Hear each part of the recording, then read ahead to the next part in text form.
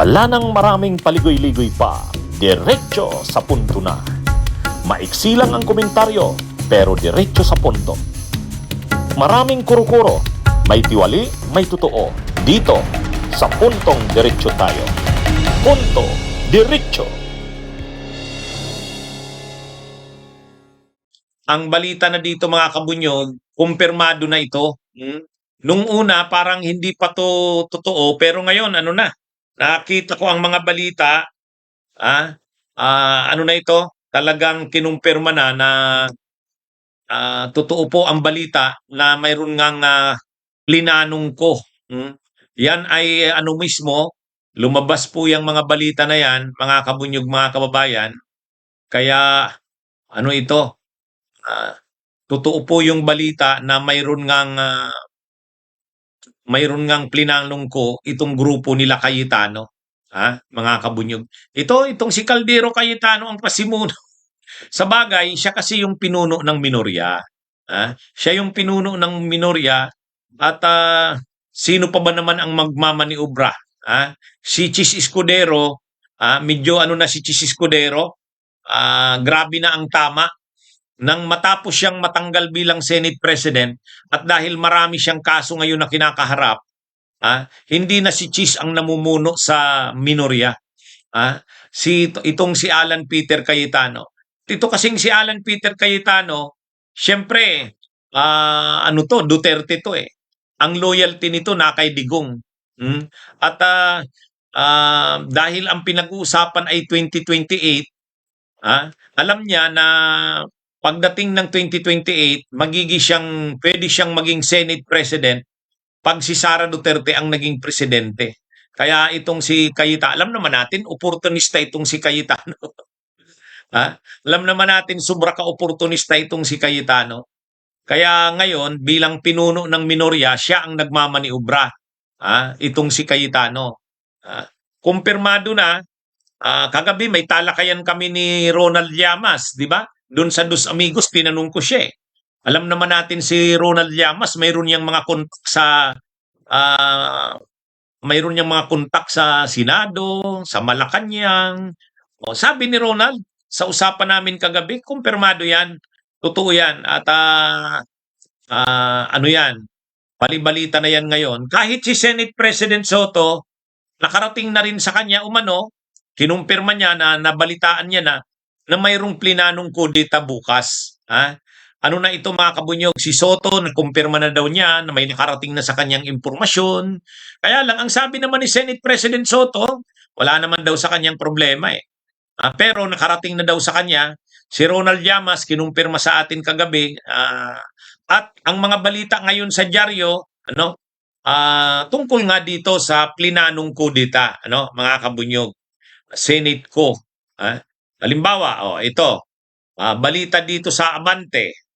Sabi dito sa Abante,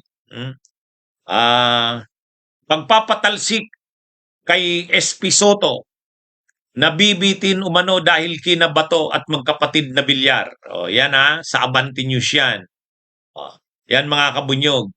Kaya, kumbaga, balita talaga yung ano na yan, yung kudeta na yan. Itong anong ito, laman ito ng mga balita at ngayon ay nabasa ko yung reaksyon ni Senate President Soto. Sabi niya, nakarating na raw sa kanya. Pero ano daw, sabi ni Senate President Soto, wala namang problema sa kanya. Kung tatanggalin daw siya, tanggalin. Ano naman daw Senate President siya dahil sa kanyang mga kasamahan sa Senado. Siguro, nakarating na kay Senate President Soto na may plano pero hindi naman daw magtatagumpay. Alam nyo, ang magaling na move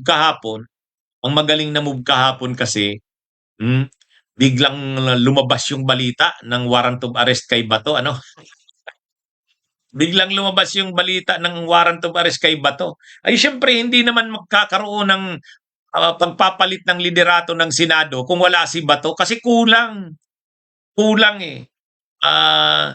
ano yan, napaka-importante ni Bato kasi 13 ang kailangan na senador. Ay kung wala si Bato, hindi makititipon ang 13. Lalabas si Bato ang pang 13 eh. Masyadong mahigpit yung ano, masyadong mahigpit sa bilangan mga kabunyog sa Senado. Hmm? Kaya ano ito, kumbaga medyo kumpiyansa na uli si Senate President Soto na hindi siya mapapalitan. O, unang-una lumabas na yung balita eh. Ibig sabihin, hindi na siya sikreto. Bakit lumabas siya? Lumabas yung balita dahil na-unsyami na. Oh, kasi kung aktibo pa yan, hindi muna yan lalabas. Pero ngayon dahil lumabas na, ibig sabihin na-unsyami na yan. Pero grabe malala naman itong mga itong mga senador na ito. Imagine niyo mga kabunyog, magpapalit kayo ng liderato ng Senado para protektahan lang si Sara Duterte. Oh, ibig sabihin, ang mga senador hindi na para sa interes ng bayan. Yan ang masaklap, mga kabunyog. Napakasaklap ng sitwasyon ngayon ng Senado natin. Kasi unang-una, magkukudita ka sa Senado. Bakit ka magkukudita? Magkukudita ka, tatanggalin mo si Senate President Soto kasi ayaw niyong mag-convene kayo. Yun ang pinakadahilan eh. Ayaw nilang mag-convene bilang Senate Impeachment Court. Ayaw nilang i-convene ang Senado bilang impeachment court. Ang gusto nila, katulad ng ginawa noon ni Chis Escudero. Kumbaga, hadlangan ang impeachment, i-delay ito, wag mag-convene ang Senado bilang impeachment court para makaligtas si Sara. Ito kasing si Senate President Soto talagang nanindigan. Sabi niya, pag lumabas ang articles of impeachment galing ng Kamara, nakarating sa Senado, forthwith magkukonvene siya ng impeachment. Ikukonvene niya ang Senado as an impeachment court. Kaya mga kabunyog, ngayon ang galaw na ito ng mga senador na kakampi ni Sara sa pangunguna ni Cayetano, wag mag-convene. Hindi lang sila makakapag-convene kapag nagpalit ng liderato. At iyon yung pinakadahilan. Napakasaklap naman na dahilan yan. Magpapalit kayo ng liderato ng Senado para lang hindi makapag-convene ang Senado bilang impeachment court. Ang lala na niyan, mga kabunyog, masyado nang matindi ang pagka-oportunista ng Senado natin. Sa bagay, sino ba ang nasa likod ng ganyang maniobra? Si Cayetano na numero 1 oportunista. Di ba? Mga kabunyog, mga kababayan, numero 1 oportunista.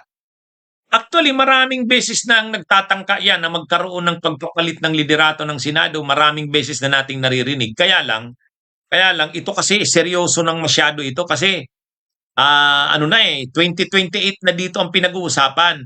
Yung mga kakampi ni Sara na mga senador, gusto nilang mapigilan na makonvene ang Senado bilang impeachment court.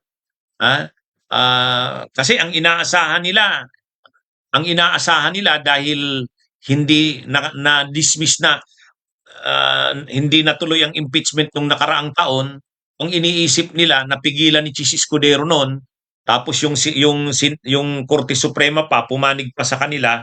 So ang akala nila tapos na yung issue na yan. Wala hindi. Tuloy pa rin ang impeachment. Tapos ang inaasahan nila, yung mga kongresista hindi susuporta sa impeachment kasi marami sa mga kongresista matatakot kay Sara kasi malakas ito. Pero hindi na naman umubra. Ngayon, ang isa pang paraan ng pagharang nila sa Senado. Huwag mag-convene ang Senado. Kasi nagsabi na si Senate President Soto, magkukonvene sila. Kaagad. As in forthwith, yung totoong forthwith. Mga kabunyog, mga kababayan. Bunyog, halikan na kasama ka. Bunyog, kapag buklod ay may pag-asa. Luzon, Visayas, Mindanao, isa ang pananaw. Sa bagong Pilipinas ang bunyog isisigaw. Bunyog.